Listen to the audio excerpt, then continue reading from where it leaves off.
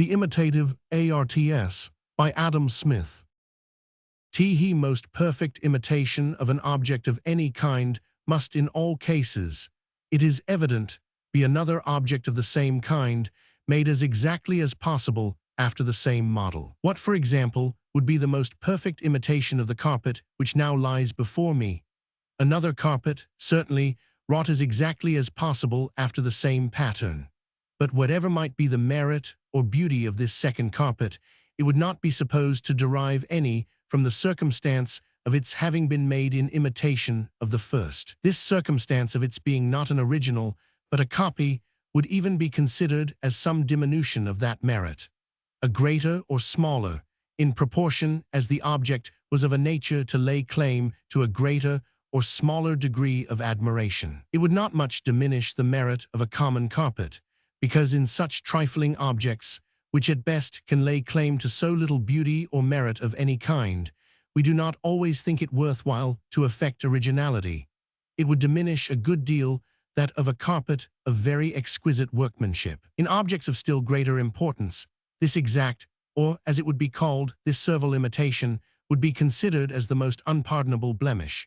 To build another St. Peter's or St. Paul's church, of exactly the same dimensions, proportions, and ornaments with the present buildings at Rome or London, would be supposed to argue such a miserable barrenness of genius and invention in the architect as would disgrace the most expensive magnificence. The exact resemblance of the correspondent parts of the same object 406 is frequently considered as a beauty, and the want of it as a deformity, as in the correspondent members of the human body, in the opposite wings of the same building, in the opposite trees of the same alley, in the correspondent compartments of the same piece of carpetwork or of the same flower garden, in the chairs or tables which stand in the correspondent parts of the same room, etc. But in objects of the same kind, which in other respects are regarded as altogether separate and unconnected, this exact resemblance is seldom considered as a beauty, nor the want of it as a deformity. A man, and in the same manner a horse, is handsome or ugly, each of them, on account of his own intrinsic beauty or deformity, without any regard to their resembling or not resembling, the one another man, or the other another horse. A set of coach horses, indeed, is supposed to be handsomer when they are all exactly matched, but each horse is, in this case, considered not as a separated and unconnected object or as a whole by himself, but as a part of another whole, to the other parts of which he ought to bear a certain correspondence. Separated from the set, he derives neither beauty from his resemblance, nor deformity from his unlikeness to the other horses which compose it. Even in the correspondent parts of the same object, we frequently require no more than a resemblance in the general outline. If the inferior members of those correspondent parts are too minute to be seen distinctly, without a separate and distinct examination of each part by itself, as a separate and unconnected object, we should sometimes even be displeased if the resemblance was carried beyond this general outline. In the correspondent parts of a room, we frequently hang pictures of the same size. Those pictures, however, resemble one another in nothing but the frame, or perhaps in the general character of the subject. If the one is a landscape, the other is a landscape too. If the one represents a religious or a bacchanalian subject, its companion represents another of the same kind. Nobody ever thought of repeating the same picture in each correspondent frame. The frame and the general character of 2 or 3 pictures is as much as the eye can comprehend at one view or from one station.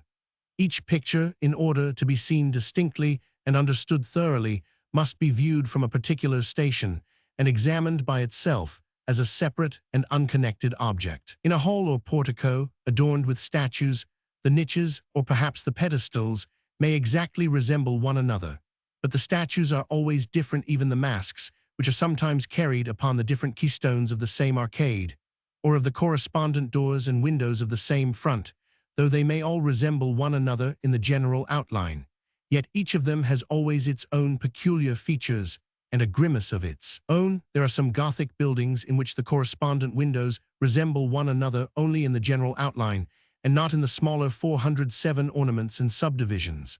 These are different in each, and the architect had considered them as too minute to be seen distinctly without a particular and separate examination of each window by itself, as a separate and unconnected object.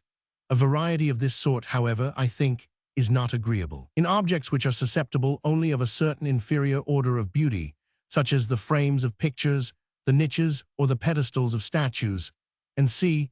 There seems frequently to be affectation in the study of variety, of which the merit is scarcely ever sufficient to compensate the want of that perspicuity and distinctness, of that easiness to be comprehended and remembered, which is the natural effect of exact uniformity. In a portico of the Corinthian or Ionic order, each column resembles every other, not only in the general outline, but in all the minutest ornaments, though some of them, in order to be seen distinctly, may require a separate and distinct examination in each column and in the entablature of each intercolumnation. In the inlaid tables, which, according to the present fashion, are sometimes fixed in the correspondent parts of the same room, the pictures only are different in each. All the other more frivolous and fanciful ornaments are commonly, so far at least as I have observed the fashion, the same in them all. Those ornaments, however, in order to be seen distinctly, require a distinct examination of each table. The extraordinary resemblance of two natural objects of twins, for example, is regarded as a curious circumstance, which, though it does not increase, yet does not diminish the beauty of either, considered as a separate and unconnected object. But the exact resemblance of two productions of art seems to be always considered as some diminution of the merit of at least one of them, as it seems to prove that one of them, at least, is a copy either of the other or of some other original. One may say, even of the copy of a picture, that it derives its merit not so much from its resemblance to the original, as from its resemblance to the object which the original was meant to resemble. The owner of the copy, so far from setting any high value upon its resemblance to the original, is often anxious to destroy any value or merit which it might derive from this circumstance. He is often anxious to persuade both himself and other people that it is not a copy, but an original, of which what passes for the original is only a copy. But whatever merit a copy may derive from its resemblance to the original, an original can derive none from the resemblance of its copy. But though a production of art seldom derives any merit from its resemblance to another object of the same kind, it frequently derives a great deal from its resemblance to an object of a different kind, whether that object be a production of art or of nature. A painted cloth, the work of some laborious Dutch artist, so curiously shaded and colored as to represent the pile and softness of a woolen one, might derive some merit from its resemblance even to the sorry carpet, which now 408 lies before me. The copy might, and probably would, in this case, be of much greater value than the original. But if this carpet was represented as spread, either upon a floor or upon a table, and projecting from the background of the picture, with exact observation of perspective and of light and shade, the merit of the imitation would be still even greater. In painting, a plain surface of one kind is made to resemble, not only a plain surface of another, but all the three dimensions of a solid substance. In statuary and sculpture, a solid substance of one kind is made to resemble a solid substance of another. The disparity between the object imitating and the object imitated is much greater in the one art than in the other, and the pleasure arising from the imitation seems greater in proportion as this disparity is greater. In painting, the imitation frequently pleases, though the original object be indifferent or even offensive. In statuary and sculpture, it is otherwise. The imitation seldom pleases unless the original object be in a very high degree either great or beautiful or interesting. A butcher's stall or a kitchen dresser, with the objects which they commonly present, are not certainly the happiest subjects, even for painting. They have, however, been represented with so much care and success by some Dutch masters that it is impossible to view the pictures without some degree of pleasure. They would be most absurd subjects for statuary or sculpture, which are, however, capable of representing them. The picture of a very ugly or deformed man, such as a sop or scarron, might not make a disagreeable piece of furniture. The statue certainly would.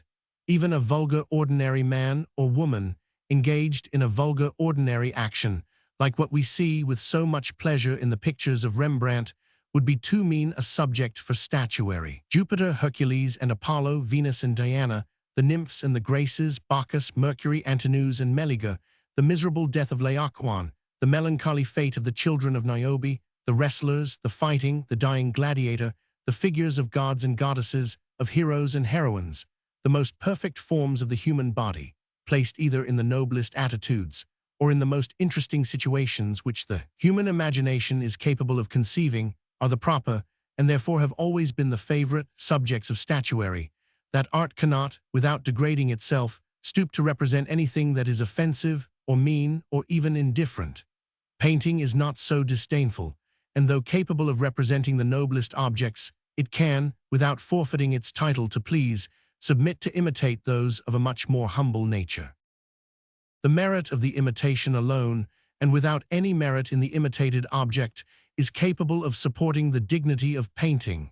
It cannot support that of statuary. There would seem, therefore, to be more merit in the one species of imitation than in the other. 409. In statuary, scarcely any drapery is agreeable. The best of the ancient statues were either altogether naked or almost naked, and those of which any considerable part of the body is covered are represented as clothed in wet linen, a species of clothing which most certainly never was agreeable to the fashion of any country. This drapery, too, is drawn so tight as to express beneath its narrow foldings the exact form and outline of any limb and almost of every muscle of the body. The clothing which thus approached the nearest to no clothing at all had, it seems, in the judgment of the great artists of antiquity, been that which was most suitable to statuary. A great painter of the Roman school, who had formed his manner almost entirely upon the study of the ancient statues, imitated at first their drapery in his pictures, but he soon found that in painting it had the air of meanness and poverty, as if the persons who wore it could scarce afford clothes enough to cover them, and that larger folds and a looser and more flowing drapery were more suitable to the nature of his art. In painting, the imitation of so very inferior an object as a suit of clothes is capable of pleasing, and in order to give this object all the magnificence of which it is capable, it is necessary that the folds should be large, loose, and flowing. It is not necessary in painting that the exact form and outline of every limb and almost of every muscle of the body should be expressed beneath the folds of the drapery. It is sufficient if these are so disposed as to indicate in general the situation and attitude of the principal limbs. Painting, by the mere force and merit of its imitation, can venture, without the hazard of displeasing, to substitute, upon many occasions, the inferior in the room of the superior object, by making the one, in this manner, cover and entirely conceal a great part of the other. Statuary can seldom venture to do this, but with the utmost reserve and caution, and the same drapery, which is noble and magnificent in the one art, appears clumsy and awkward in the other. Some modern artists, however, have attempted to introduce into statuary the drapery which is peculiar to painting. It may not, perhaps, upon every occasion, be quite so ridiculous as the marble periwigs in Westminster Abbey, but if it does not always appear clumsy and awkward, it is at best always insipid and uninteresting. It is not the want of coloring which hinders many things from pleasing in statuary which please in painting. It is the want of that degree of disparity between the imitating and the imitated object, which is necessary in order to render interesting the imitation of an object which is itself not interesting. Coloring, when added to statuary, so far from increasing, destroys almost entirely the pleasure which we receive from the imitation, because it takes away the great source of that pleasure, the disparity between the imitating and the imitated object. That one solid and colored object should exactly resemble another solid and colored object seems to be a matter of no 410 great wonder or admiration. A painted statue, though it may resemble a human figure much more exactly than any statue which is not painted, is generally acknowledged to be a disagreeable and even an offensive object.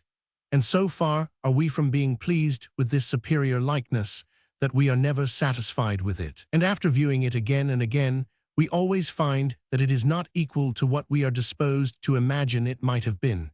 Though it should seem to want scarce anything but the life, we could not pardon it for thus wanting what it is altogether impossible it should have. The works of Mrs. Wright, a self-taught artist of great merit, are perhaps more perfect in this way than anything I have ever seen. They do admirably well to be seen now and then as a show, but the best of them we shall find, if brought home to our own house, and placed in a situation where it was to come often into view, would make, instead of an ornamental, a most offensive piece of household furniture. Painted statues, accordingly, are universally reprobated, and we scarce ever meet with them. To color the eyes of statues is not altogether so uncommon. Even this, however, is disapproved by all good judges. I cannot bear it. A gentleman used to say, of great knowledge and judgment in this art, I cannot bear it. I always want them to speak to me. Artificial fruits and flowers sometimes imitate so exactly the natural objects which they represent, that they frequently deceive us. We soon grow weary of them, however, and though they seem to want nothing but the freshness and the flavor of natural fruits and flowers, we cannot pardon them in the same manner for thus wanting what it is altogether impossible they should have. But we do not grow weary of a good flower and fruit painting. We do not grow weary of the foliage of the Corinthian Capitol or of the flowers which sometimes ornament the frieze of that order. Such imitations, however, never deceive us. Their resemblance to the original objects is always much inferior to that of artificial fruits and flowers. Such as it is, however, we are contented with it, and where there is such disparity between the imitating and the imitated objects, we find that it is as great as it can be, or as we expect that it should be.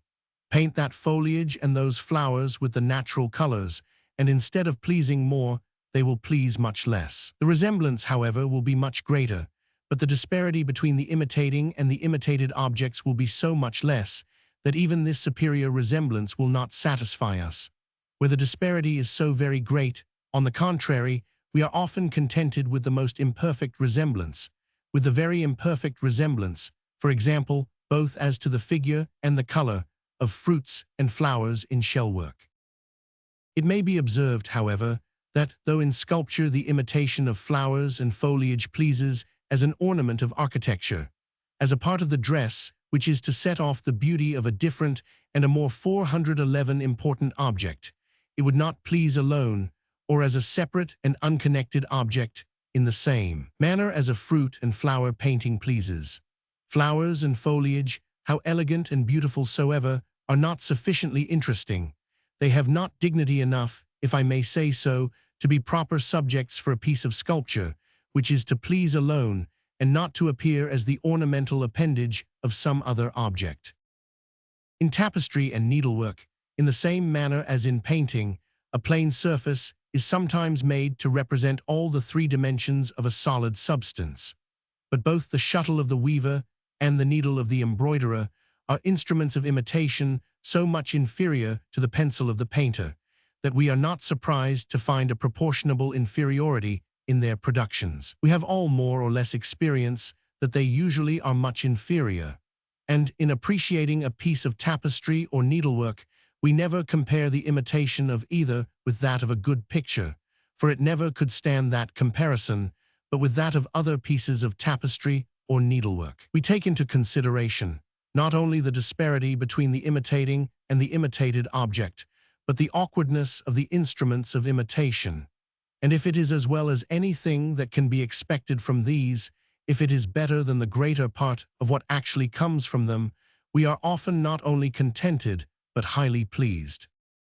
A good painter will often execute in a few days a subject which would employ the best tapestry weaver for many years, though in proportion to his time, therefore, the latter is always much worse paid than the former, yet his work in the end comes commonly much dearer to market. The great expense of good tapestry, the circumstance which confines it to the palaces of princes and of great lords, gives it, in the eyes of the greater part of the people, an air of riches and magnificence, which contributes still further to compensate the imperfection of its imitation. In arts which address themselves not to the prudent and the wise, but to the rich and the great, to the proud and the vain, we ought not to wonder if the appearances of great expense, of being what few people can purchase, of being one of the surest characteristics of great fortune, should often stand in the place of exquisite beauty, and contribute equally to recommend their productions. As the idea of expense seems often to embellish, so that of cheapness seems as frequently to tarnish the luster even of very agreeable objects. The difference between real and false jewels is what even the experienced eye of a jeweler can sometimes with difficulty distinguish. Let an unknown lady, however, come into a public assembly with a headdress which appears to be very richly adorned with diamonds, and let a jeweler only whisper in our ear that they are false stones. Not only the lady will immediately sink in our imagination from the rank of a princess to that of a very ordinary woman, but the 412 headdress, from being an object of the most splendid magnificence, will at once become an impertinent piece of tawdry and tinsel finery. It was some years ago the fashion to ornament a garden with yew and holly trees, clipped into the artificial shapes of pyramids and columns and vases and obelisks. It is now the fashion to ridicule this taste as unnatural. The figure of a pyramid or obelisk, however, is not more unnatural to a yew tree than to a block of porphyry or marble. When the yew tree is presented to the eye in this artificial shape, the gardener does not mean that it should be understood to have grown in that shape. He means, first, to give it the same beauty of regular figure, which pleases so much in porphyry and marble, and secondly, to imitate in a growing tree the ornaments of those precious materials. He means to make an object of one kind resembling another object of a very different kind, and to the original beauty of figure to join the relative beauty of imitation. But the disparity between the imitating and the imitated object is the foundation of the beauty of imitation. It is because the one object does not naturally resemble the other that we are so much pleased with it, when by art it is made to do so. The shears of the gardener, it may be said, indeed, are very clumsy instruments of sculpture. They are so, no doubt, when employed to imitate the figures of men or even of animals, but in the simple and regular forms of pyramids, vases, and obelisks, even the shears of the gardener do well enough. Some allowance, too, is naturally made for the necessary imperfection of the instrument, in the same manner as in tapestry and needlework. In short, the next time you have an opportunity of surveying those out-of-fashion ornaments, endeavor only to let yourself alone, and to restrain for a few minutes the foolish passion for playing the critic, and you will be sensible that they are not without some degree of beauty, that they give the air of neatness and correct culture at least to the whole garden, and that they are not unlike what the retired leisure, that, as Milton says, in trim gardens takes his pleasure might be amused with. What then, it may be said, has brought them into such universal disrepute among us?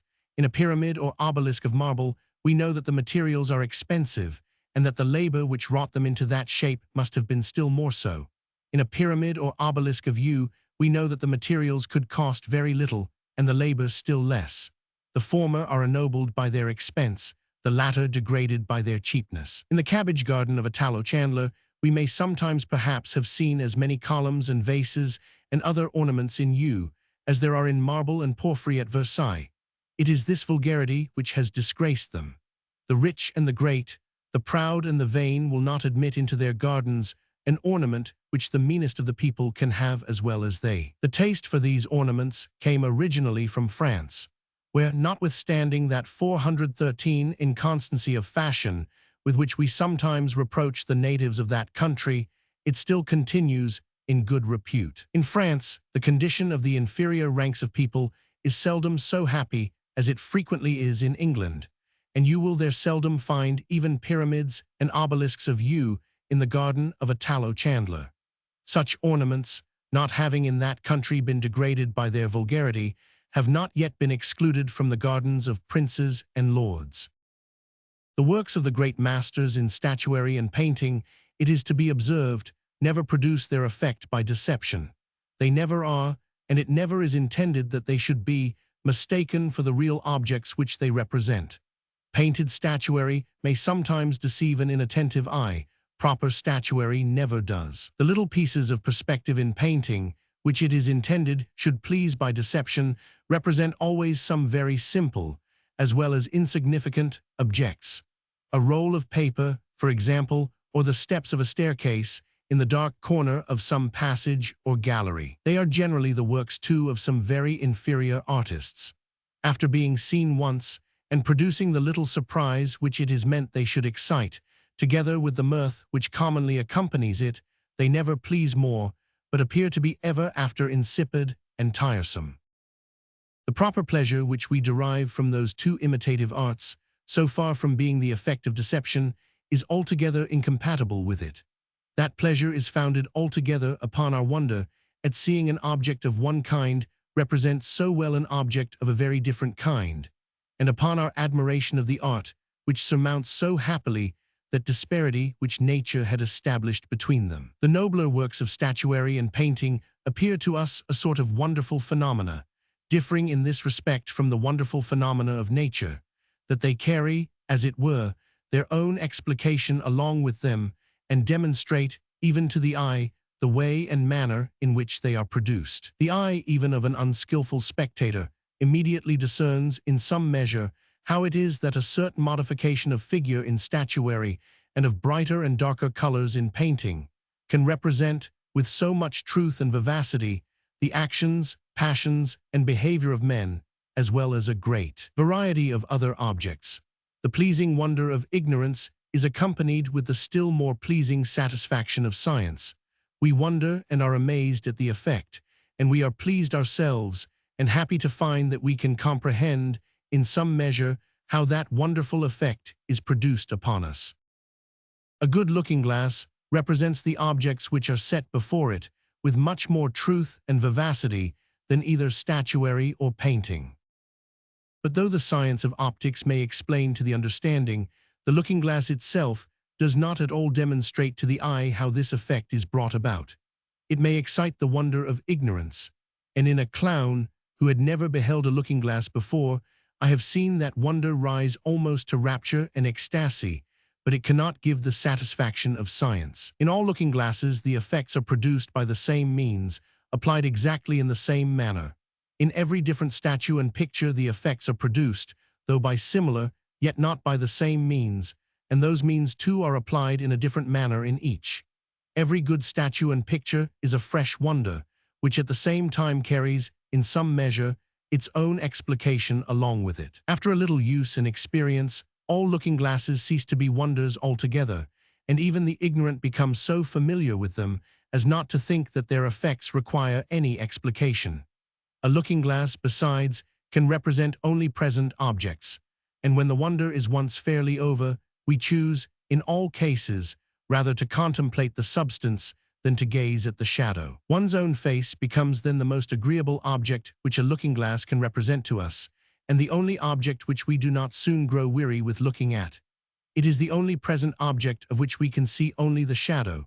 Whether handsome or ugly, whether old or young, it is the face of a friend always, of which the features correspond exactly with whatever sentiment, emotion, or passion we may happen at that moment to feel.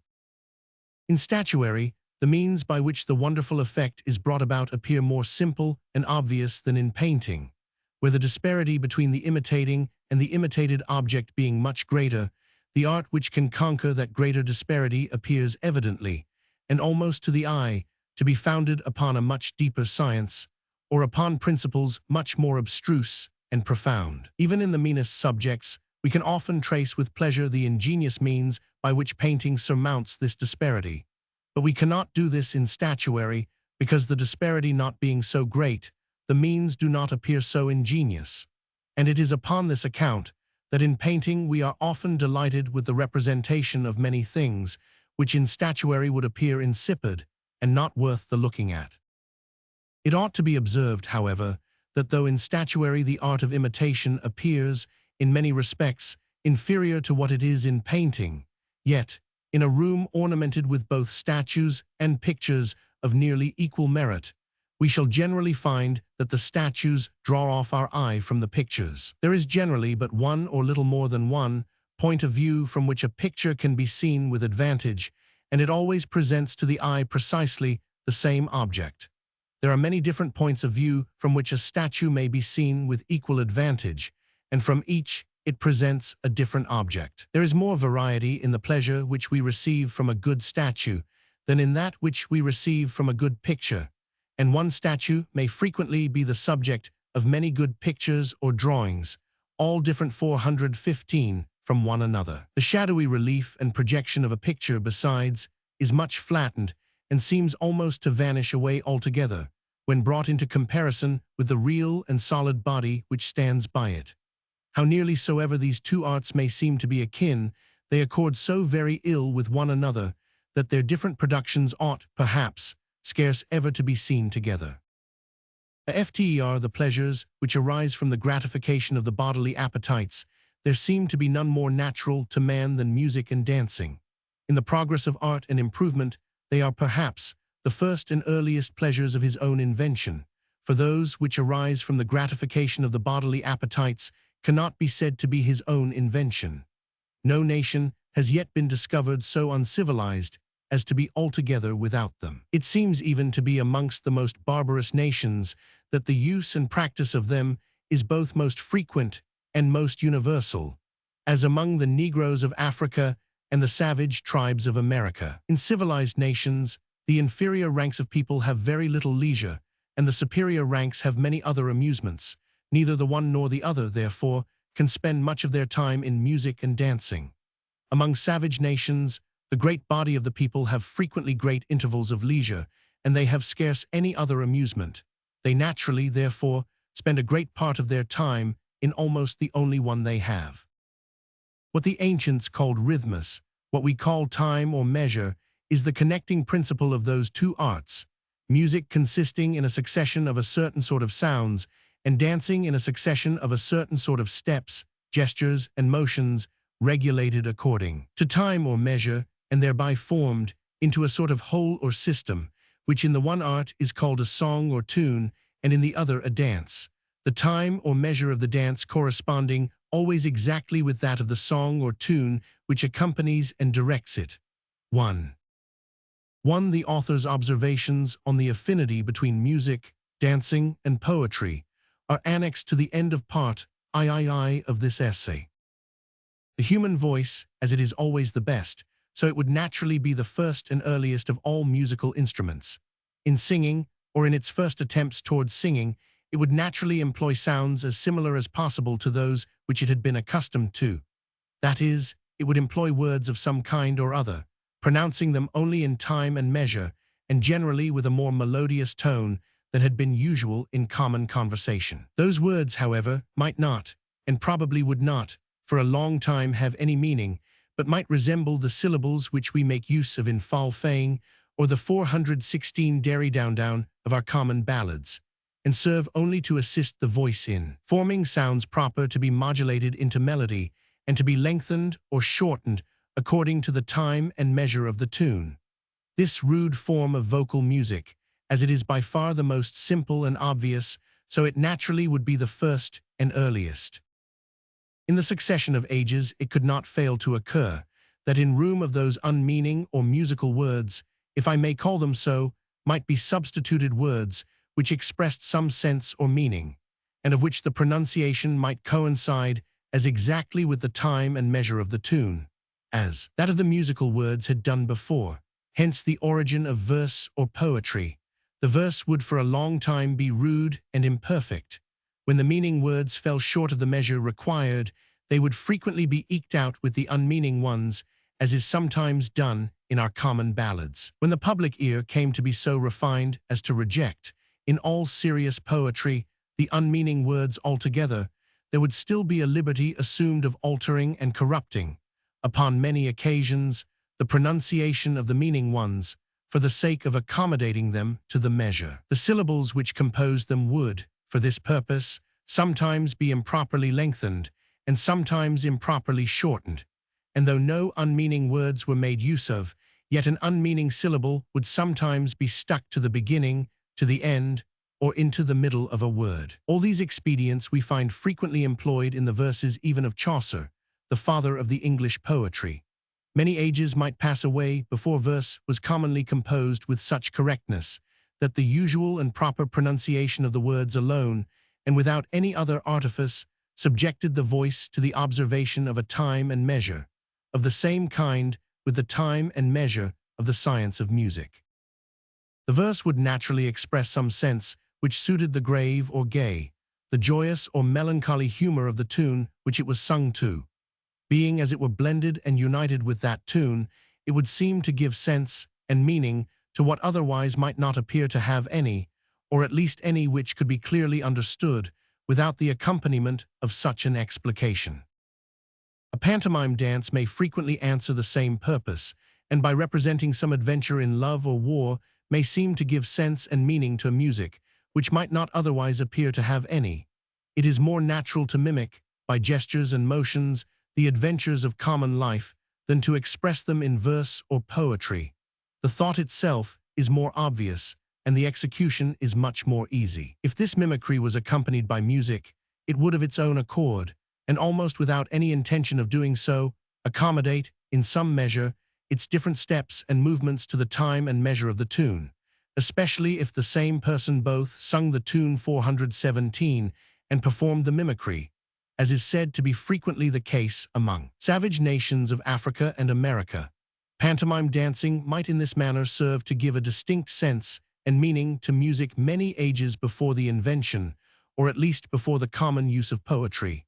We hear little, accordingly, of the poetry of the savage nations who inhabit Africa and America, but a great deal of their pantomime dances.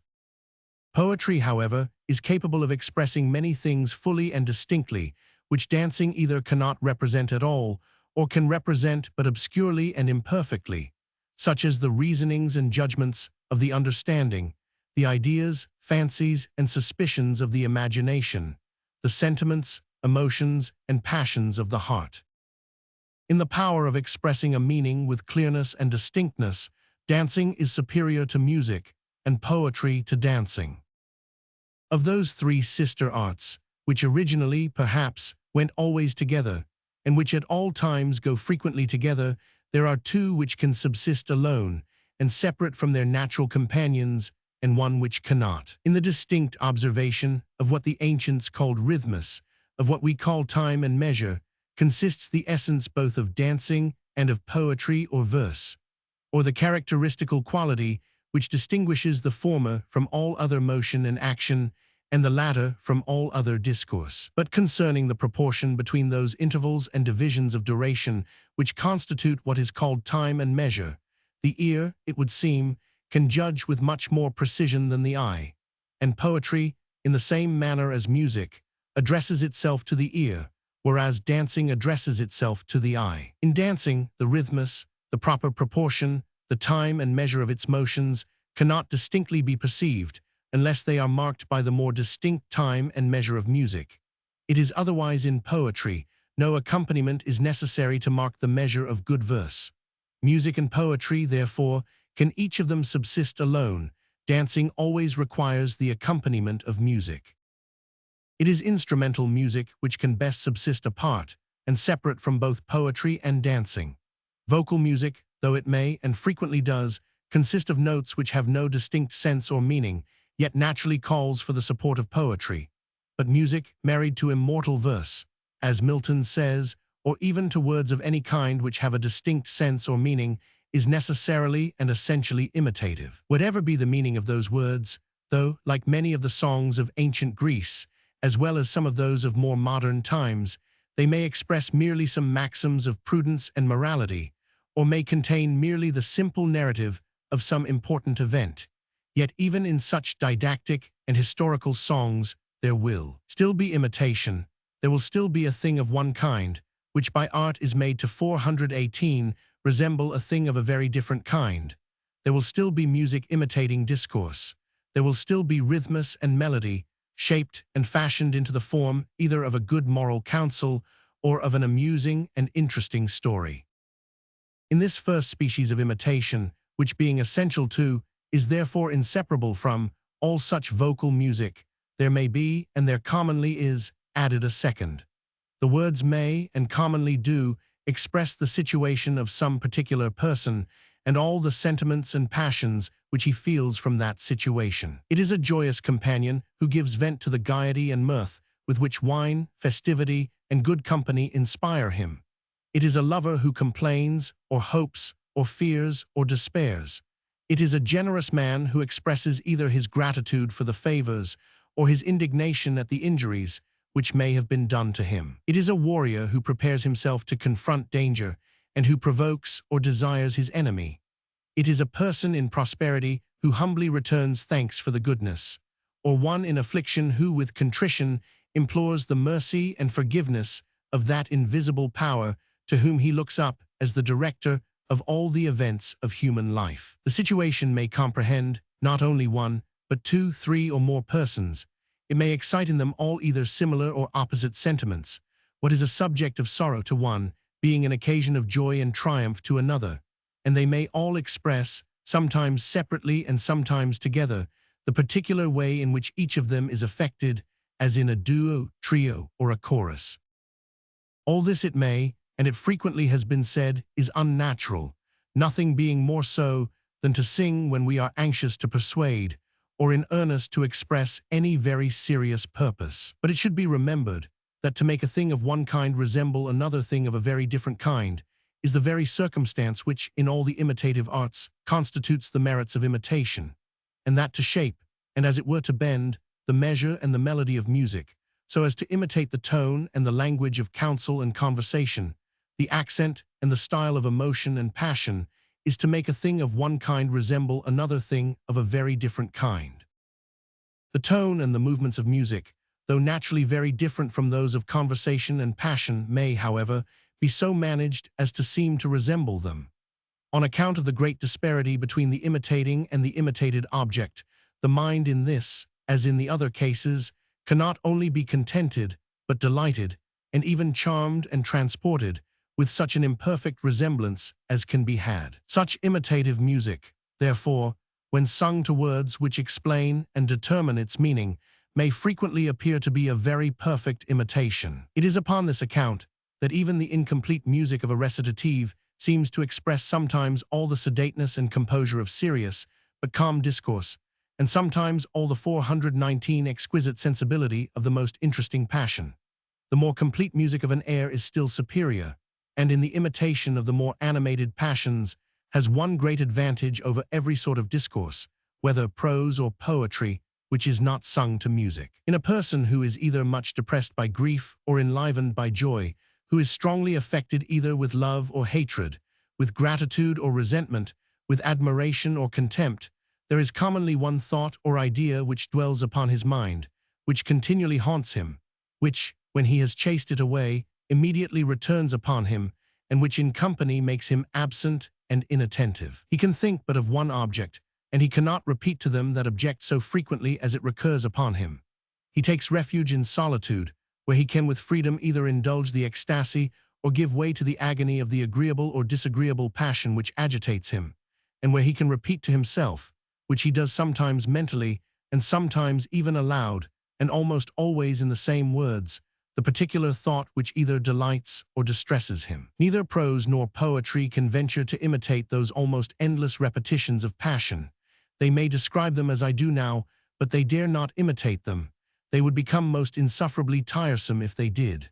The music of a passionate air not only may, but frequently does, imitate them, and it never makes its way so directly or so irresistibly to the heart as when it does so. It is upon this account that the words of an air, especially of a passionate one, though they are seldom very long, yet are scarce ever sung straight on to the end, like those of a recitative, but are almost always broken into parts, which are transposed and repeated again and again, according to the fancy or judgment of the composer. It is by means of such repetitions only that music can exert those peculiar powers of imitation which distinguish it, and in which it excels all the other imitative arts.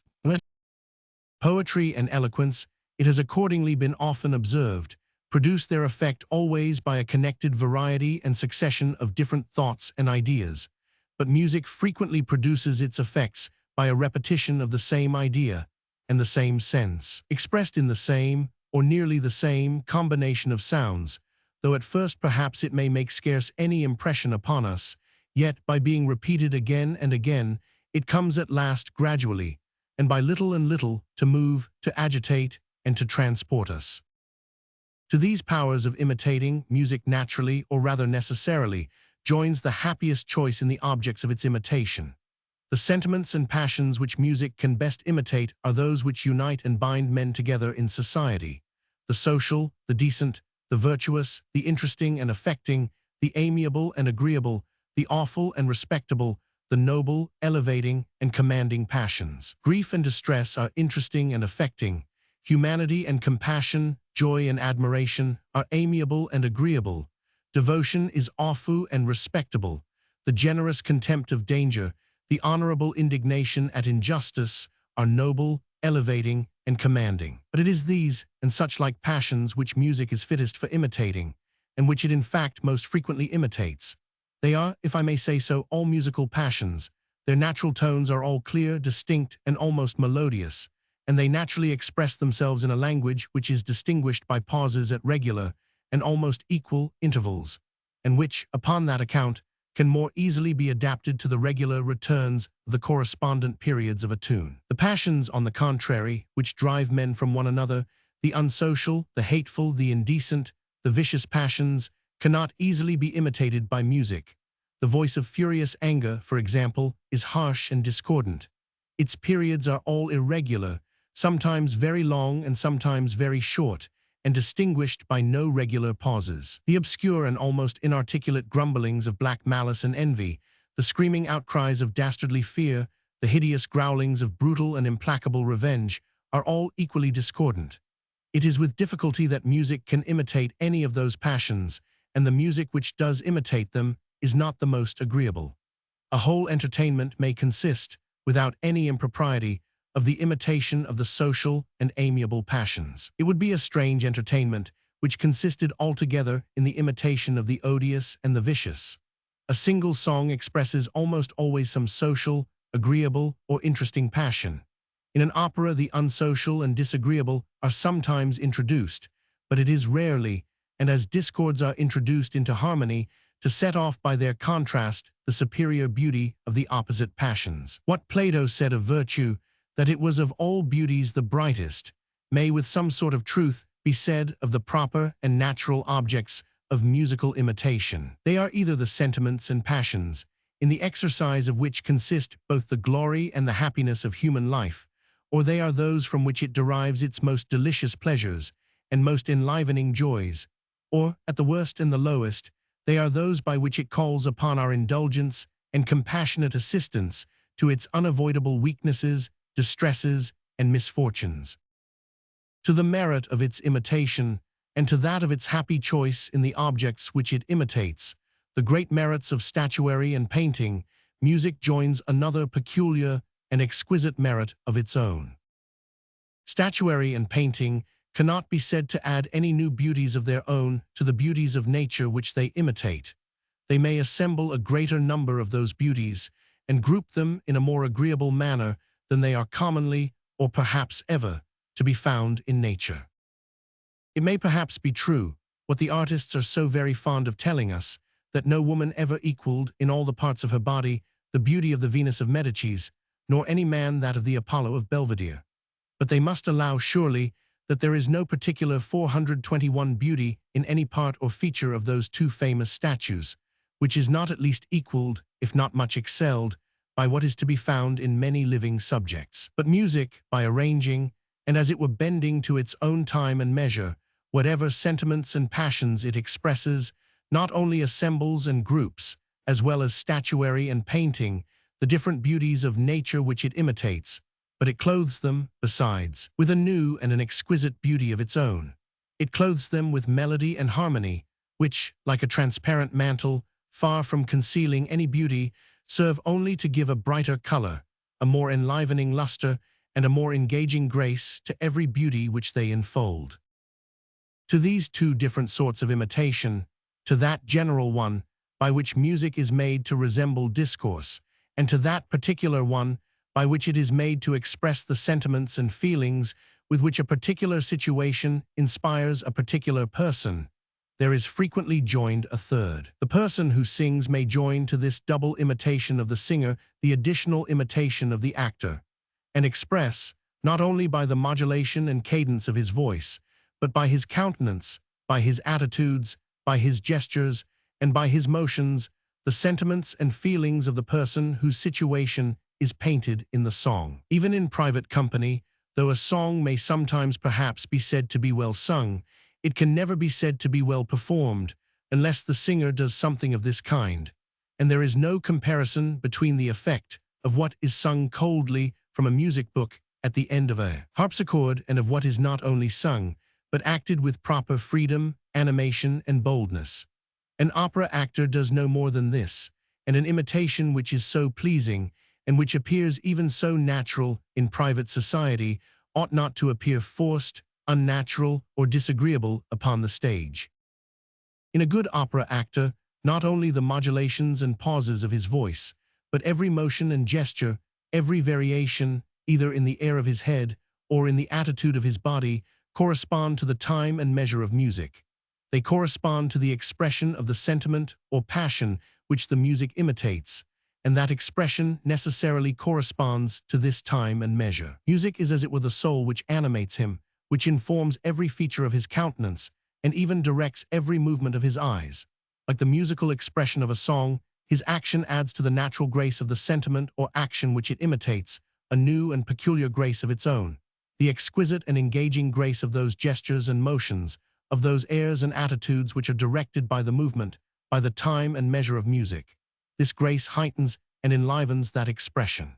Nothing can be more deeply affecting than the interesting scenes of the serious opera, when to good poetry and good music, to the poetry of Metastasio and the music of Pergolese, is added the 422 execution of a good actor. In the serious opera, indeed, the action is too often sacrificed to the music, the castrati, who perform the principal parts, being always the most insipid and miserable actors. The sprightly airs of the comic opera are, in the same manner, in the highest degree enlivening and diverting. Though they do not make us laugh so loud as we sometimes do at the scenes of the common comedy, they make us smile more frequently, and the agreeable gaiety, the temperate joy, if I may call it so, with which they inspire us, is not only an elegant, but a most delicious pleasure. The deep distress and the great passions of tragedy are capable of producing some effect, though it should be but indifferently acted. It is not so with the lighter misfortunes and less affecting situations of comedy. Unless it is at least tolerably acted, it is altogether insupportable. But the castrati are scarce ever tolerable actors. They are accordingly seldom admitted to play in the comic opera, which, being upon that account commonly better performed than the serious, appears to many people the better entertainment of the two. The imitative powers of instrumental are much inferior to those of vocal music. Its melodious but unmeaning and inarticulated sounds cannot, like the articulations of the human voice, relate distinctly the circumstances of any particular story, or describe the different situations which those circumstances produced, or even express clearly, and so as to be understood by every hearer, the various sentiments and passions which the parties concerned felt from these situations. Even its imitation of other sounds, the objects which it can certainly best imitate, is commonly so indistinct that alone, and without any explication, it might not readily suggest to us what was the imitated object. The rocking of a cradle is supposed to be imitated in that concerto of Corelli, which is said to have been composed for the Nativity, but unless we were told beforehand, it might not readily occur to us what it meant to imitate, or whether it meant to imitate anything at all. And this imitation, which, though perhaps as successful as any other, is by no means the distinguished beauty of that admired composition, might only appear to us a singular and odd passage in music. The ringing of bells and the singing of the lark and nightingale are imitated in the symphony of instrumental music, which Mr. Handel has composed for the Allegro and Penseroso of Milton. These are not only sounds, but musical sounds, and may therefore be supposed to be more within the compass of the powers of musical imitation. It is accordingly universally acknowledged that in these imitations this great master has been remarkably successful, and yet, unless the verses of Milton explain the meaning of the music, it might not even in this case readily occur to us what it meant to imitate, or whether it meant to imitate anything at all. With the explication of the words, indeed, the imitation appears what it certainly is, a very fine one, but without 423 that explication it might perhaps appear only a singular passage, which had less connection either with what went before or with what came after it than any other in the music. Instrumental music is said sometimes to imitate motion, but in reality it only either imitates the particular sounds which accompany certain motions, or it produces sounds of which the time and measure bear some correspondence to the variations, to the pauses and interruptions, to the successive accelerations and retardations of the motion which it means to imitate. It is in this way that it sometimes attempts to express the march and array of an army, the confusion and hurry of a battle, and see in all these cases, however, its imitation is so very indistinct that without the accompaniment of some other art to explain and interpret its meaning, it would be almost always unintelligible, and we could scarce ever know with certainty either what it meant to imitate or whether it meant to imitate anything at all. In the imitative arts, though it is by no means necessary that the imitating should so exactly resemble the imitated object, that the one should sometimes be mistaken for the other, it is, however, necessary that they should resemble at least so far that the one should always readily suggest the other. It would be a strange picture which required an inscription at the foot to tell us not only what particular person it meant to represent, but whether it meant to represent a man or a horse, or whether it meant to be a picture at all, and to represent anything. The imitations of instrumental music may, in some respects, be said to resemble such pictures. There is, however, this very essential difference between them, that the picture would not be much mended by the inscription, whereas, by what may be considered as very little more than such an inscription, instrumental music, though it cannot always even then perhaps be said properly to imitate, may, however, produce all the effects of the finest and most perfect imitation. In order to explain how this is brought about, it will not be necessary to descend into any great depth of philosophical speculation. That train of thoughts and ideas which is continually passing through the mind does not always move on with the same pace, if I may say so, or with the same order and connection. When we are gay and cheerful, its motion is brisker and more lively, our thoughts succeed one another more rapidly, and those which immediately follow one another seem frequently either to have but little connection, or to be connected rather by their opposition than by their mutual resemblance. As in this wanton and playful disposition of mind, we hate to dwell long upon the same thought, so we do not much care to pursue resembling thoughts, and the variety of contrast is more agreeable to us than the sameness of resemblance. It is quite otherwise when we are melancholy and desponding.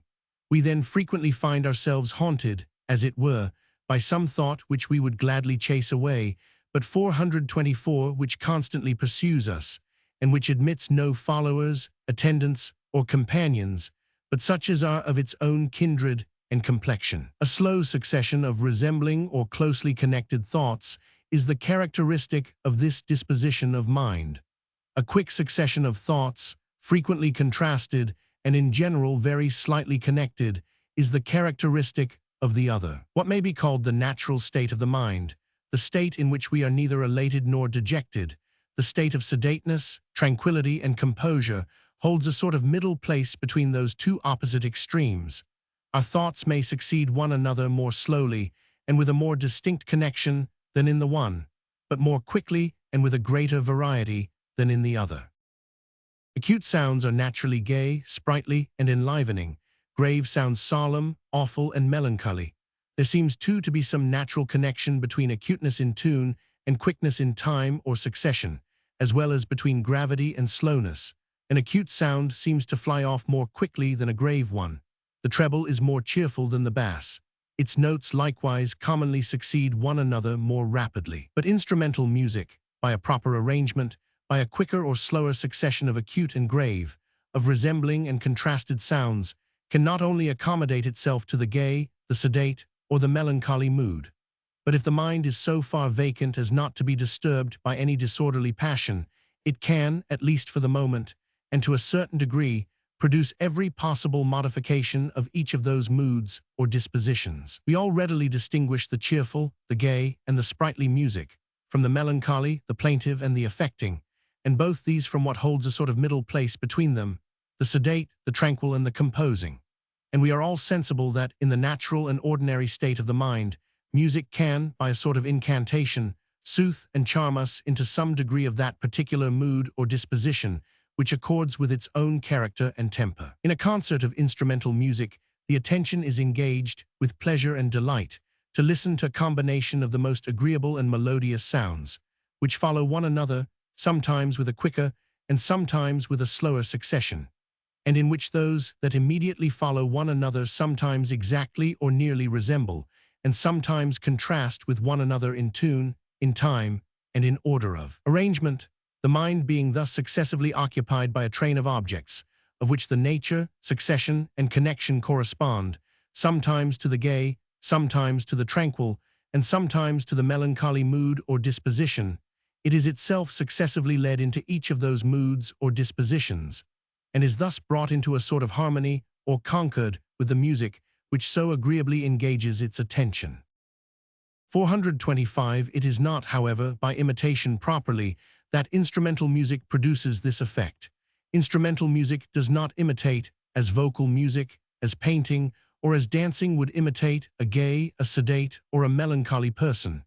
It does not tell us, as any of those other arts could tell us, a pleasant, a serious, or a melancholy story. It is not, as in vocal music, in painting, or in dancing, by sympathy with the gaiety, the sedateness, or the melancholy and distress of some other person, that instrumental music soothes us into each of these dispositions.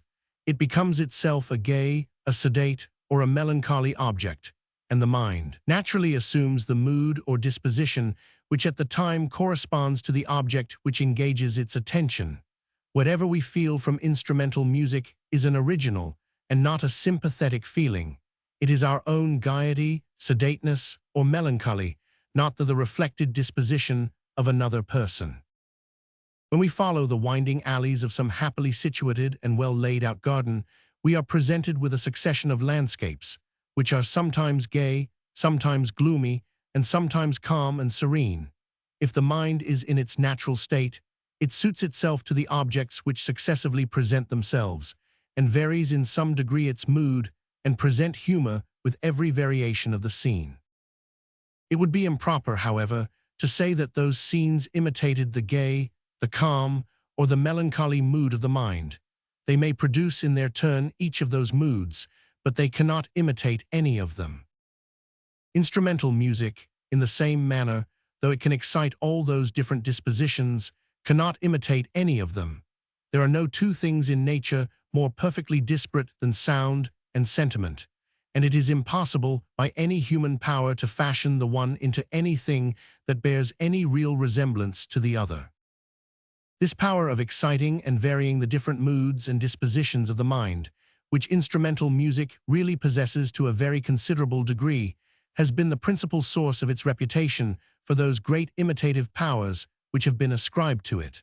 Painting, says an author, more capable of feeling strongly than of analyzing accurately, Mr. Rousseau of Geneva, painting, which presents its imitations not to the imagination but to the senses, and to only one of the senses, can represent nothing besides the objects of sight. Music, one might imagine, should be equally confined to those of hearing. It imitates, however, everything, even those objects which are perceivable by sight only. By a delusion that seems almost inconceivable, it can, as it were, put the eye into the ear. And the greatest wonder of an art which acts only by motion and succession is that it can imitate rest and repose. Night, sleep, solitude, and silence are all within the compass of musical imitation.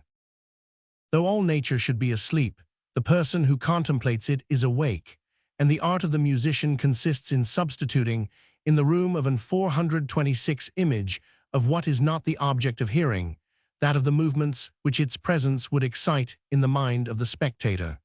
That is, of the effects which it would produce upon his mood and disposition. The musician, continues the same author, will sometimes not only agitate the waves of the sea, blow up the flames of a conflagration, make the rain fall, the rivulets flow and swell the torrents, but he will paint the horrors of a hideous desert, darken the walls of a subterraneous dungeon, calm the tempest, restore serenity and tranquility to the air and the sky, and shed from the orchestra a new freshness over the groves and the fields.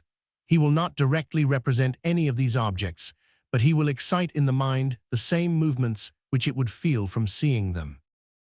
Upon this very eloquent description of Mr. Rousseau, I must observe that without the accompaniment of the scenery and action of the opera, without the assistance either of the scene painter or of the poet, or of both, the instrumental music of the orchestra could produce none of the effects which are here ascribed to it, and we could never know, we could never even guess, which of the gay, melancholy, or tranquil objects above mentioned it meant to represent to us, or whether it meant to represent any of them, and not merely to entertain us with a concert of gay, melancholy, or tranquil music, or, as the ancients called them, of the diastaltic, of the systaltic, or of the middle music. With that accompaniment, indeed, though it cannot always even then, perhaps, be said properly to imitate, yet by supporting the imitation of some other art, it may produce all the same effects upon us as if itself had imitated in the finest and most perfect manner. Whatever be the object or situation which the scene painter represents upon the theatre, the music of the orchestra, by disposing the mind to the same sort of mood and temper which it would feel from the presence of that object, or from sympathy with the person who was placed in that situation, can greatly enhance the effect of that imitation. It can accommodate itself to every diversity of scene. The melancholy of the man who, upon some great occasion, only finds himself alone in the darkness, the silence and solitude of the night, is very different from that of one who, upon a like occasion, finds himself in the midst of some dreary and inhospitable desert. And even in this situation, his feelings would not be the same as if he was shut up in a subterraneous dungeon. The different degrees of precision with which the music of the orchestra can accommodate itself to each of those diversities must depend upon the taste, the sensibility, the fancy and imagination of the composer. It may sometimes, perhaps, contribute to this precision that it should imitate, as well as it can, the sounds which either naturally accompany or which might be supposed to accompany the particular objects represented. The symphony in the French opera of Alcyone, which imitated the violence of the winds and the dashing of the waves, in the 427 Tempest, which was to drown Qua, is much commended by coteperary writers. That in the opera of Is, which imitated that murmuring in the leaves of the oaks of Dodona, which might be supposed to precede the miraculous pronunciation of the oracle, and that in the opera of Amadis, of which the dismal accents imitated the sounds which might be supposed to accompany the opening of the tomb of Ardari before the apparition of the ghost of that warrior, are still more celebrated. Instrumental music, however, without violating too much its own melody and harmony, can imitate but imperfectly the sounds of natural objects, of which the greater part have neither melody nor harmony. Great reserve, great discretion, and a very nice discernment are requisite in order to introduce with propriety such imperfect imitations, either into poetry or music. When repeated too often, when continued too long, they appear to be what they really are, mere tricks, in which a very inferior artist, if he will only give himself the trouble to attend to them, can easily equal the greatest. I have seen a Latin translation of Mr. Pope's Ode on St. Cecilia's Day, which in this respect very much excelled the original. Such imitations are still easier in music. Both in the one art and in the other, the difficulty is not in making them as well as they are capable of being made, but in knowing when and how far to make them at all, but to be able to accommodate the temper and character of the music to every peculiarity of the scene and situation, with such exact precision that the one shall produce the very same effect upon the mind as the other, is not one of those tricks in which an inferior artist can easily equal the greatest. It is an art which requires all the judgment, knowledge, and invention of the most consummate master. It is upon this art, and not upon its imperfect imitation, either of real or imaginary sounds, that the great effects of instrumental music depend. Such imitations ought perhaps to be admitted only so far as they may sometimes contribute to ascertain the meaning, and thereby to enhance the effects of this art. By endeavoring to extend the effects of scenery beyond what the nature of the thing will admit of, it has been much abused, and in the common, as well as in the musical drama, many imitations have been attempted, which, after the first and second time we have seen them, necessarily appear ridiculous. Such are the thunder rumbling from the mustard bowl and the snow of paper and thick hail of peas so finely exposed by Mr. Pope. Such imitations resemble those of painted statuary. They may surprise at first, but they disgust ever after, and appear evidently such simple and easy tricks as are fit only for the amusement of children and their nurses at a puppet show. The thunder of either theatre ought certainly never to be louder than that which the orchestra is capable of producing, and their most dreadful tempests ought never to exceed what the scene painter is capable of representing. In such imitations, there may be an art which merits 428 some degree of esteem and admiration. In the other, there can be none which merits any. This abuse of scenery has both subsisted much longer and been carried to a much greater degree of extravagance in the musical than in the common drama. In France, it has been long banished from the latter, but it still continues not only to be tolerated, but to be admired and applauded in the former. In the French operas, not only thunder and lightning, storms and tempests are commonly represented in the ridiculous manner above mentioned, but all the marvelous, all the supernatural of epic poetry, all the metamorphoses of mythology, all the wonders of witchcraft and magic, everything that is most unfit to be represented upon the stage, are every day exhibited with the most complete approbation and applause of that ingenious nation.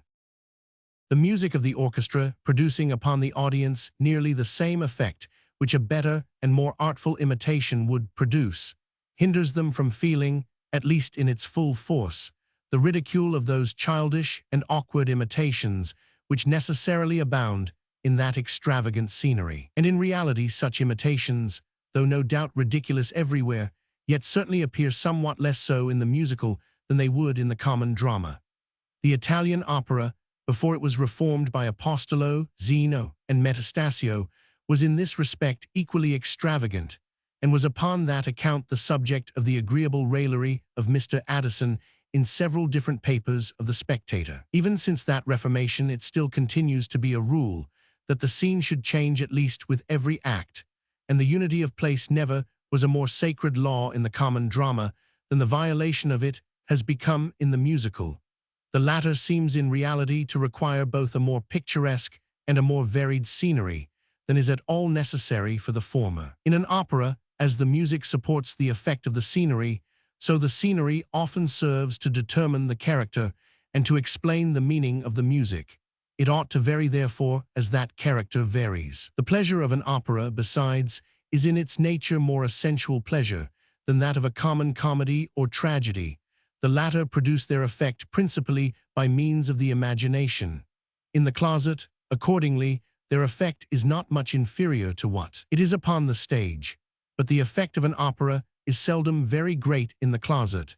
It addresses itself more to the external senses, and as it soothes the ear by its melody and harmony, so we feel that it ought to dazzle the eye with the splendor of its scenery. In an opera, the instrumental music of the orchestra supports the imitation both of the poet and of the actor, as well as of the scene painter. The overture disposes the mind to that mood which fits it for the opening of the piece. The music between the acts keeps up the impression which the foregoing had made, and prepares us for that which the following is to make. When the orchestra interrupts, as it 429 frequently does, either the recitative or the air, it is in order either to enforce the effect of what had gone before, or to put the mind in the mood which fits it for hearing what is to come after. Both in the recitatives and in the airs it accompanies and directs the voice, and often brings it back to the proper tone and modulation when it is upon the point of wandering away from them. And the correctness of the best vocal music is owing in a great measure to the guidance of instrumental, though in all these cases it supports the imitation of another art. Yet in all of them it may be said rather to diminish than to increase the resemblance between the imitating and the imitated object. Nothing can be more unlike to what really passes in the world than that persons engaged in the most interesting situations, both of public and private life, in sorrow, in disappointment, in distress, in despair, should, in all that they say and do, be constantly accompanied with a fine concert of instrumental music. Were we to reflect upon it, such accompaniment must in all cases diminish the probability of the action and render the representation still less like nature than it otherwise would be. It is not by imitation, therefore, that instrumental music supports and enforces the imitations of the other arts, but it is by producing upon the mind, in consequence of other powers, the same sort of effect which the most exact imitation of nature, which the most perfect observation of probability could produce. To produce this effect is, in such entertainments, the sole end and purpose of that imitation and observation. If it can be equally well produced by other means, this end and purpose may be equally well answered. But if instrumental music can seldom be said to be properly imitative, even when it is employed to support the imitation of some other art, it is commonly still less so when it is employed alone. Why should it embarrass its melody and harmony, or constrain its time and measure, by attempting an imitation which, without the accompaniment of some other art to explain and interpret its meaning, nobody is likely to understand? In the most approved instrumental music, accordingly, in the overtures of Handel and the concertos of Corelli, there is little or no imitation, and where there is any, it is the source of but a very small part of the merit of those compositions. Without any imitation, instrumental music can produce very considerable effects, though its powers over the heart and affections are, no doubt, much inferior to those of vocal music. It has, however, considerable powers. By the sweetness of its sounds it awakens agreeably and calls upon the attention. By their connection and affinity it naturally detains that attention, which follows easily a series of agreeable sounds, which have all a certain relation both to a common, fundamental, or leading note, called the key note, and to a certain succession or combination of notes, called the song or composition. By means of this relation each foregoing sound seems to introduce, and as it were prepare the mind for the following.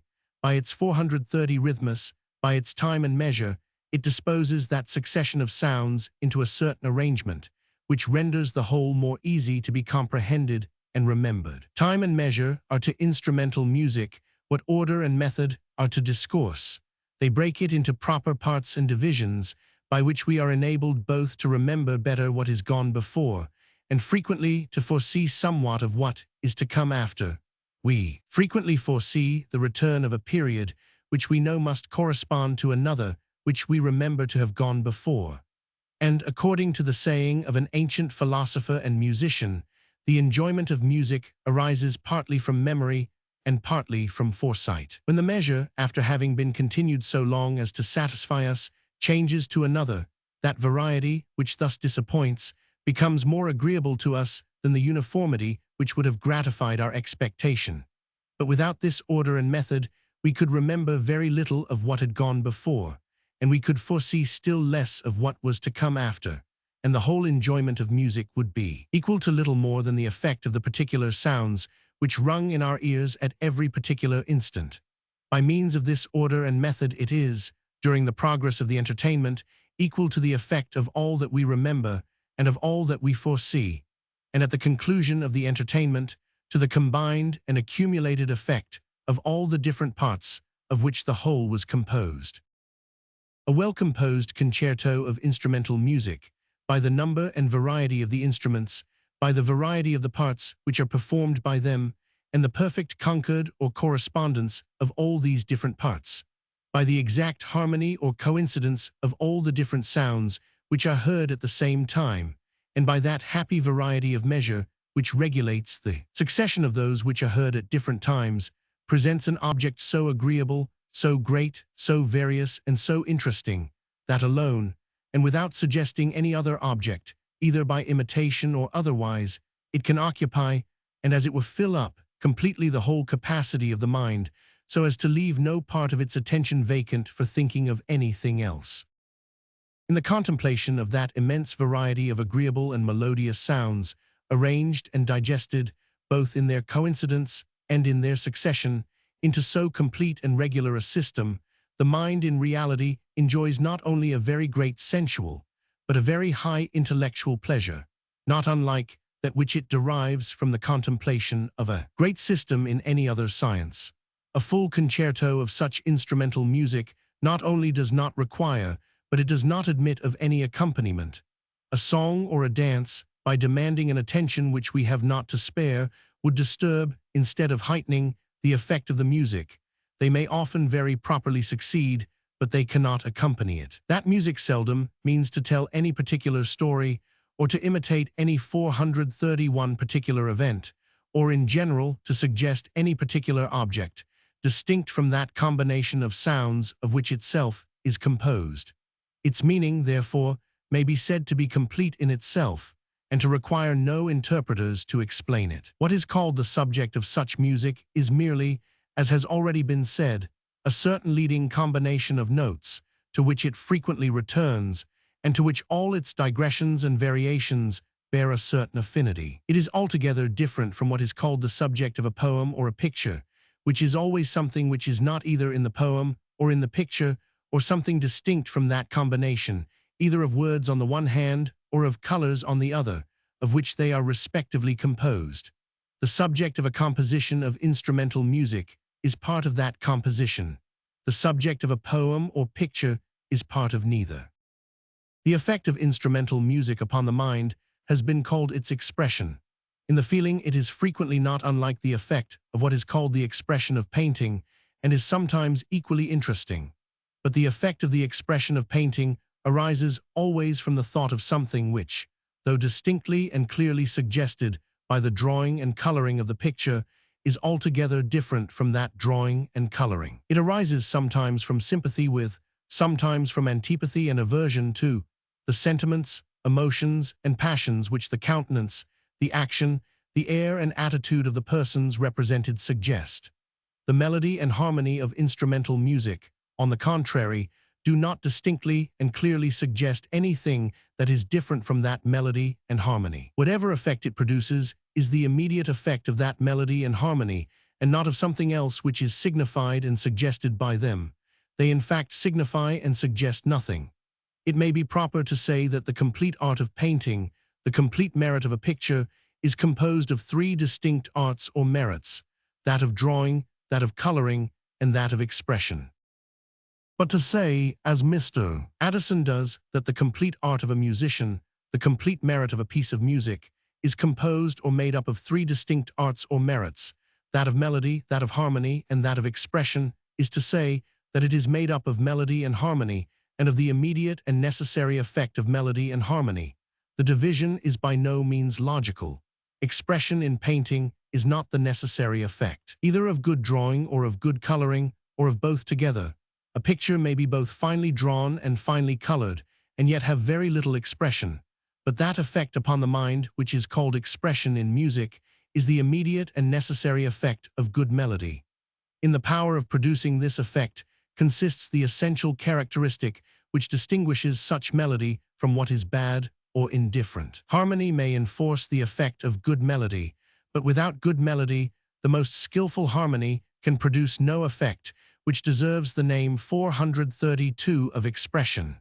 It can do little more than fatigue and confound the ear. A painter may possess, in a very eminent degree, the talents of drawing and coloring, and yet possess that of expression in a very inferior degree. Such a painter, too, may have great merit.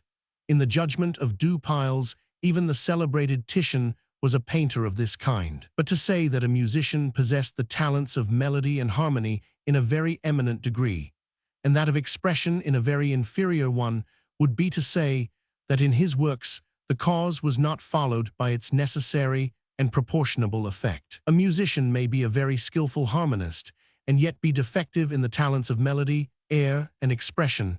His songs may be dull and without effect. Such a musician, too, may have a certain degree of merit, not unlike that of a man of great learning, who wants fancy, taste, and invention. Instrumental music, therefore, though it may no doubt be considered in some respects as an imitative art, is certainly less so than any other which merits that appellation. It can imitate but a few objects, and even these so imperfectly that without the accompaniment of some other art, its imitation is scarce ever intelligible. Imitation is by no means essential to it, and the principal effect it is capable of producing arises from powers altogether different from those of imitation.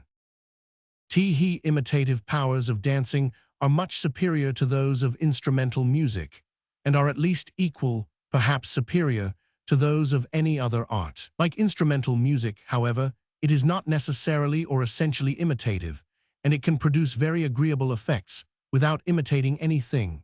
In the greater part of our common dances, there is little or no imitation, and they consist almost entirely of a succession of such steps, gestures, and motions, regulated by the time and measure of music, as either display extraordinary grace or require extraordinary agility. Even some of our dances, which are said to have been originally imitative, have, in the way in which we practice them, almost ceased to be so. The minuet, in which the woman, after passing and repassing the man several times, first gives him up one hand, then the other, and then both hands, is said to have been originally a Moorish dance, which emblematically represented the passion of love.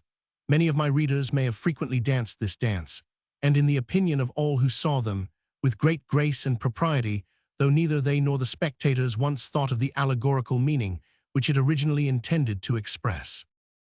A certain measured, cadenced step, commonly called a dancing step, which keeps time with, and as it were beats the measure of, the music which accompanies and directs it, is the essential characteristic which 433 distinguishes a dance from every other sort of motion. When the dancer, moving with a step of this kind, and observing this time and measure, imitates either the ordinary or the more important actions of human life, he shapes and fashions, as it were, a thing of one kind into the resemblance of another thing of a very different kind. His art conquers the disparity which nature has placed between the imitating and the imitated object, and has upon that account some degree of that sort of merit which belongs to all the imitative arts. This disparity, indeed, is not so great as in some other of those arts, nor consequently the merit of the imitation which conquers it. Nobody would compare the merit of a good imitative dancer to that of a good painter or statuary. The dancer, however, may have a very considerable degree of merit, and his imitation perhaps may sometimes be capable of giving us as much pleasure as that of either of the other two artists. All the subjects, either of statuary or of history painting, are within the compass of his imitative powers, and in representing them, his art has even some advantage over both the other two. Statuary and history painting can represent but a single instant of the action which they mean to imitate. The causes which prepared, the consequences which followed, the situation of that single instant are altogether beyond the compass of their imitation. A pantomime dance can represent distinctly those causes and consequences. It is not confined to the situation of a single instant, but like epic poetry, it can represent all the events of a long story and exhibit a long train and succession of connected and interesting situations. It is capable, therefore, of affecting us much more than either statuary or painting. The ancient Romans used to shed tears at the representations of their pantomimes, as we do at that of the most interesting tragedies, an effect which is altogether beyond the powers of statuary or painting. The ancient Greeks appear to have been a nation of dancers, and both their common and their stage dances seem to have been all imitative. The stage dances of the ancient Romans appear to have been equally so. Among that grave people, it was reckoned indecent to dance in private societies, and they could therefore have no common dances, and among both nations imitation seems to have been considered as essential to dancing. It is quite otherwise in modern times. Though we have pantomime dances upon the stage, yet the greater part even of our stage dances are not pantomime, and cannot well be said to imitate anything. The greater part of our common dances either never were pantomime, or, with a very few exceptions, have almost all ceased to be so. This remarkable difference of character between the ancient and the modern dances seems to be the natural effect of a correspondent difference in that of the music, which has accompanied and directed both the one and the other. 434 In modern times, we almost always dance to instrumental music, which being itself not imitative, the greater part of the dances which it directs, and as it were inspires, have ceased to be so. In ancient times, on the contrary, they seem to have danced almost always to vocal music, which being necessarily and essentially imitative, their dances became so too.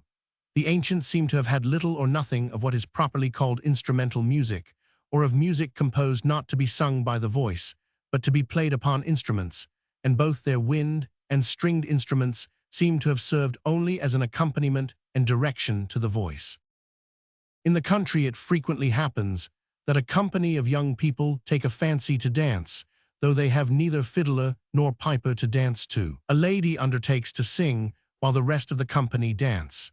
In most cases she sings the notes only, without the words, and then the voice being little more than a musical instrument, the dance is performed in the usual way, without any imitation. But if she sings the words, and if in those words there happens to be somewhat more than ordinary spirit and humor, immediately all the company, especially all the best dancers, and all those who dance most at their ease, become more or less pantomimes, and by their gestures and motions express, as well as they can, the meaning and story of the song. This would be still more the case if the same person both danced and sung, a practice very common among the ancients. It requires good lungs and a vigorous constitution, but with these advantages and long practice, the very highest dances may be performed in this manner. I have seen a Negro dance to his own song, the war dance of his own country, with such vehemence of action and expression that the whole company, gentlemen as well as ladies, got up upon chairs and tables, to be as much as possible out of the way of his fury. In the Greek language, there are two verbs which both signify to dance, each of which has its proper derivatives, signifying a dance and a dancer. In the greater part of Greek authors, these two sets of words, like all others which are nearly synonymous, are frequently confounded and used promiscuously.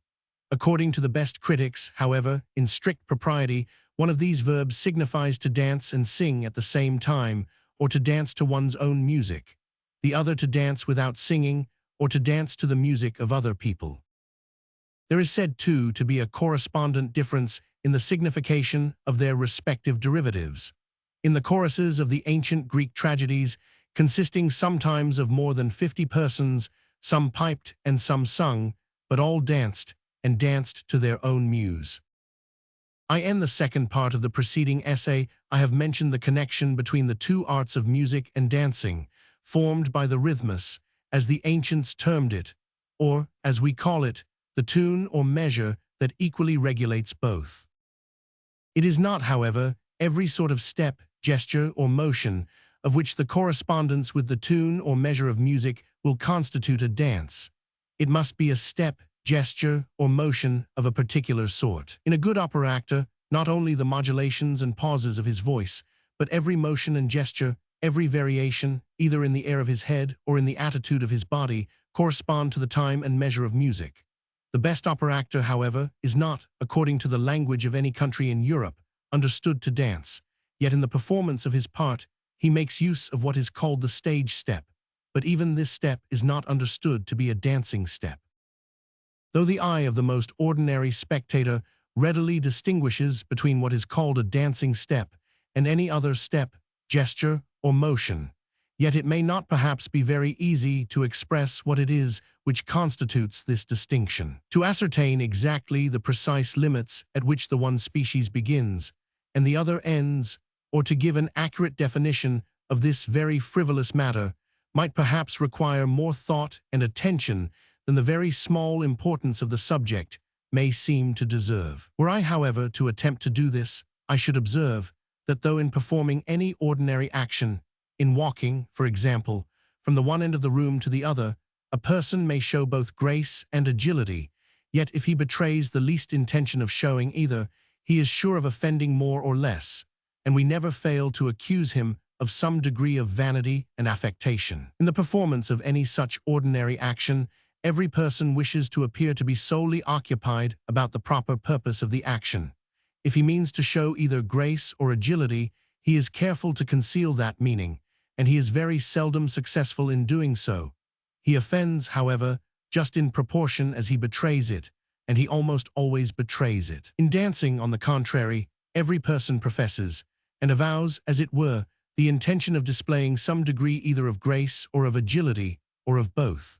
The display of one or other, or both of these qualities, is in reality the proper purpose of the action, and there can never be any disagreeable vanity or affectation in following 436 out the proper purpose of any action. When we say of any particular person that he gives himself many affected airs and graces in dancing, we mean either that he gives himself airs and graces which are unsuitable to the nature of the dance, or that he executes awkwardly, perhaps exaggerates too much, the most common fault in dancing, the airs and graces which are suitable to it. Every dance is in reality a succession of airs and graces of some kind or other, and of airs and graces which, if I may say so, profess themselves to be such.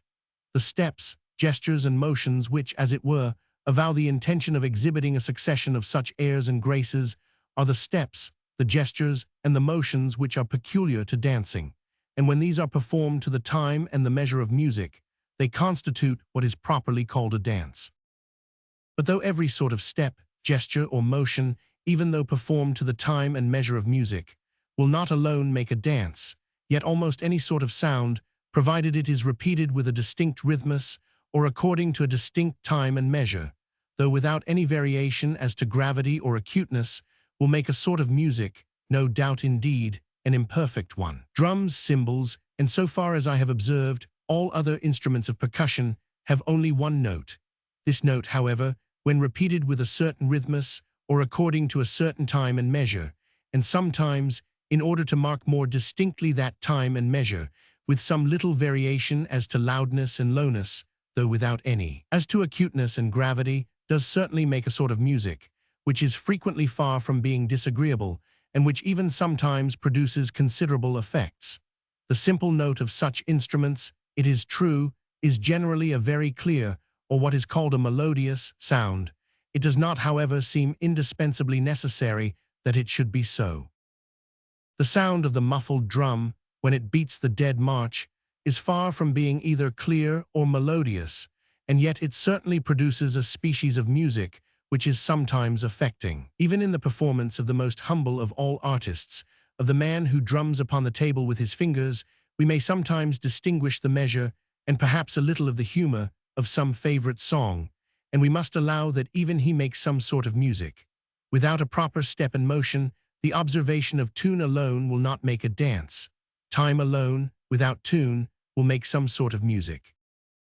That exact observation of tune, or of the proper intervals of gravity and acuteness, which constitutes the great beauty of all perfect music, constitutes likewise its great difficulty. The time or measure of a song are simple matters, which even a coarse and unpracticed ear is capable of distinguishing and comprehending. But to distinguish and comprehend all the variations of the tune, and to conceive with precision the exact proportion of every note, is what the finest and most cultivate ear is frequently no more than capable of performing. In the singing of the common people, we may generally remark a distinct enough observation of time, but a very imperfect one of tune. To discover and to distinguish with precision the proper intervals of tune must have been a work of long experience and much observation. In the theoretical treatises upon music, what the authors have to say upon time is commonly discussed in a single chapter of no great length or difficulty. The theory of tune fills commonly all the rest of the volume, and has long ago become both an extensive and an abstruse science, which is often but imperfectly comprehended even by intelligent artists. In the first rude efforts of uncivilized nations towards singing, the niceties of tune could be but little attended to. I have, upon this account, been frequently disposed to doubt of the great antiquity of those national songs, which it is pretended have been delivered down from age to age by a sort of oral tradition, without having been ever noted or distinctly recorded for many successive generations. The measure, the humor of the song might perhaps have been delivered down in this manner, but it seems scarcely possible that the precise notes of the tune should have been so preserved. The method of singing some of what we reckon our old Scotch songs has undergone great alterations within the compass of my memory, and it may have undergone still greater before. The distinction between the sounds or tones of singing and those of speaking seems to be of the same kind with that between the steps, gestures, and motions of dancing, and those of any other ordinary action. Though in speaking, a person may show a very agreeable tone of voice, yet if he seems to intend to show it, if he appears to listen to the sound of his own voice, and as it were to tune it into a pleasing modulation, he never fails to offend, as guilty of a most disagreeable affectation. In speaking, as in every other ordinary action, We expect and require that the speaker should attend only to the proper purpose of the action, the clear and distinct expression of what he has to say. In singing, on the contrary, every person professes the intention to please by the tone and cadence of his voice, and he not only appears to be guilty of no disagreeable affectation in doing so, but we expect and require that he should do so. To please by the choice and arrangement of agreeable sounds is the proper purpose of all music, vocal as well as instrumental, and we always expect and require that every person should attend to the proper purpose of whatever action he is performing. A person may appear to sing as well as to dance affectedly.